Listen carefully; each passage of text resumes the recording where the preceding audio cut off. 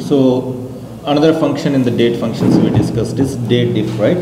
Date diff. Okay. Now let's say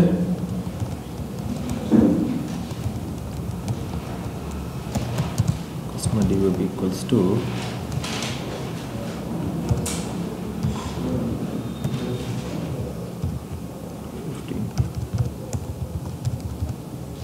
so that's what the date of birth of the customer.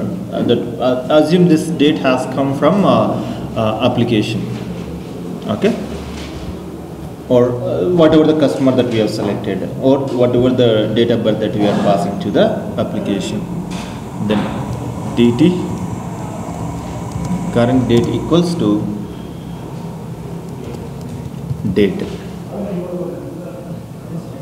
Okay, so that means it is current system date. Then I want to find out how many years difference between these two. Say int total years equals to date diff function. There are three inputs. All three inputs are mandatory for this. Three inputs are mandatory. One is what exactly you want to find out here, the difference. You want to find out the difference in years, or you want to find out the date in months, or you want to find out the difference in days, or number of weeks, or number of quarters you want, like that. Then I want to find out the difference in years, how many years difference it is.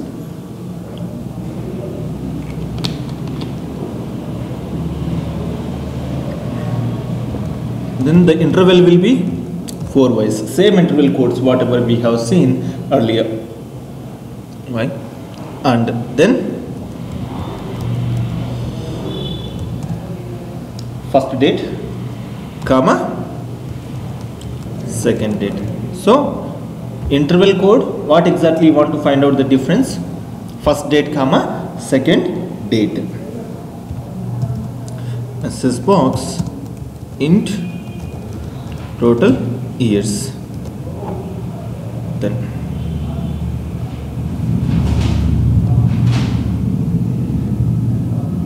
total 15. But if you see that actually it's not a total 15 years. It's not actually 15 years difference, but it is 14 years some months. But how this function has been made, how they generated the logic is, whenever you give 5 y's, right, then what happens is it will take the year part from given date, the first date, it will take the year part from second date, then it will deduct from second year to first year.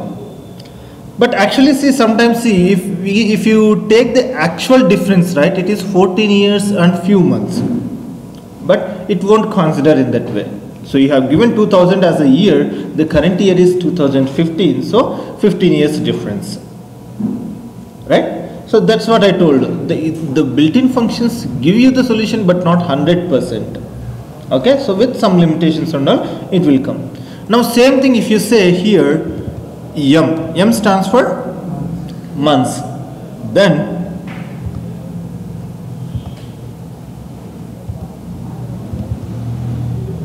total 176, then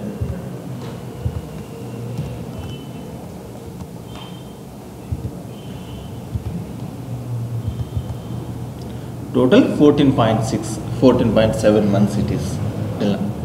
So what I have done is years, 14.7 years. What I have done, so total months, M stands for months, right? Actually it's supposed to be in total months.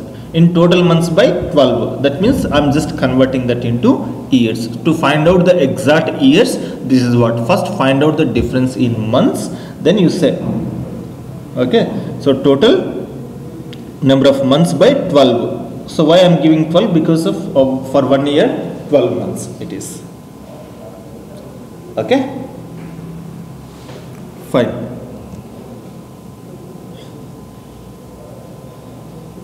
Next, similarly this also can be used. If you say day here, D stands for day, then you can also say int total days. It won't make, changing the variable name won't make any difference. I'm just following some naming conventions, that's it here.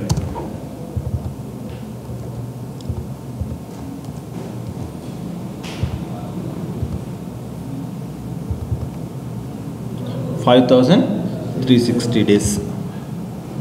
But converting into months is little tricky because you can't directly give by 31 because some days, some months are having 28 days and some months are having 30 days and 31 days, right? So you cannot directly give us by 31 to convert it to months. Okay, we will see that logic little later. Fine. You can also use this function to find out the difference between times also.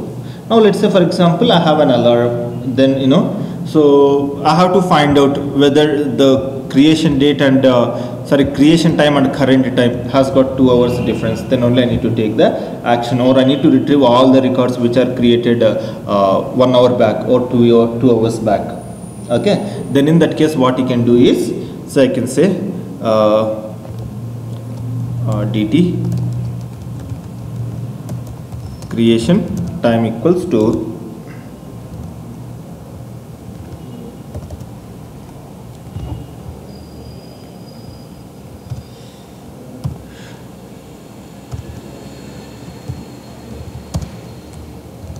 what is that? I have given as 10 AM. Just I have given the time there.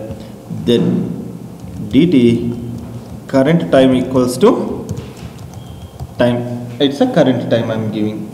Then so total minutes equals to date diff of n is for minute. I'm just going to the help. So interval code. Minute is n is for minute, comma, then dt creation time, comma, dt current time, message box total minutes. Spelling is right?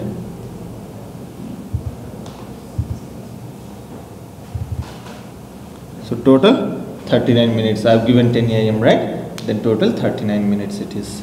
So like this, then it's not only date diff name, it's when you say date add or when you say date part and date diff.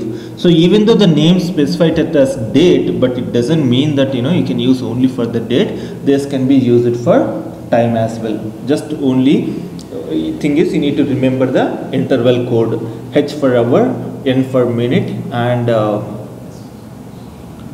what's that? S for second. That's it. Okay. So these are some functions related to date, and then just we'll look at the time related functions. I told hour and I told second and minute, right? Just see them quickly. We'll see them quickly before we move to the string functions. Okay.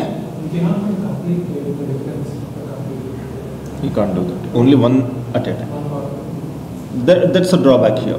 You need to write your own logic, or there are certain times in the tools and all, right?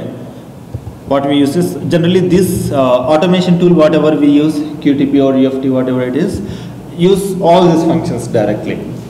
By default, tool supports VBScript. Whatever the functions we are discussing, we use them. But tool comes with some extra things, like generally we have certain methods available in C# to find out the exact difference and all. So we can utilize the .NET framework. So .NET, all the C# methods or .NET methods and all from .NET framework only. So tool gives you certain options where you can utilize those .NET methods directly. Okay, but we don't write all the .NET code, nothing. Maximum 90% this is the logic that we use whenever there are certain limitations in the VBScript, obviously, because as I told in the beginning, VBScript is a lightweight language, so you don't get everything in the VBScript. It has got its own limitations. So but when you're doing automation testing in some of the projects, then we need to go beyond the limitations. So tool comes with such kind of features also, where you can utilize the .NET framework. So no need to worry about that, because those things are too advanced for you. But once I explain the tool, and then once you become the expert in the tool, once you reach to certain level, then we can move into that advanced, and then how you can go beyond the limitations and all. Okay, so that is one of our concept that we do have. Then, so some other functions are month, minute, hour and second. Okay, so it won't take too much of time. I will just explain straightforward here. Say int hour equals to hour of time. It can be current system time, or it can be user defined time as well. Int hour.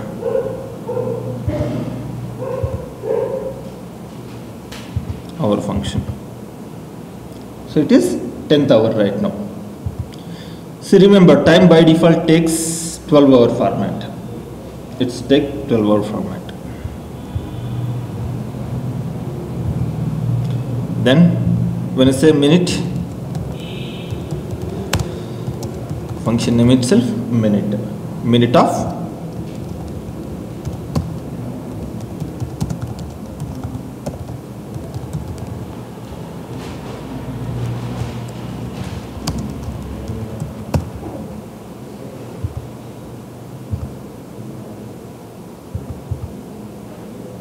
So we are at 43rd minute right now. Then second means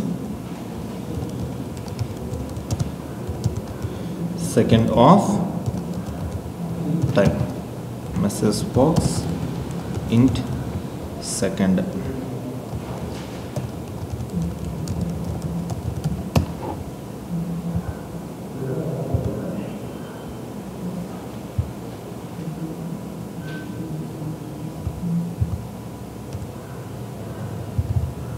It will just show, but it could be a different, by the time it's executed, whatever the second it was executed, it takes only that second part. So I just went little faster for those functions, because there is no logic, nothing is behind them. It just asks whatever the time that you provide, takes the hour from it, and whatever the time you take, it will take the minute part or second part. That's it. Okay, fine. So these functions we don't use them much. That's the reason I went little faster there. Okay. So remaining functions are next string.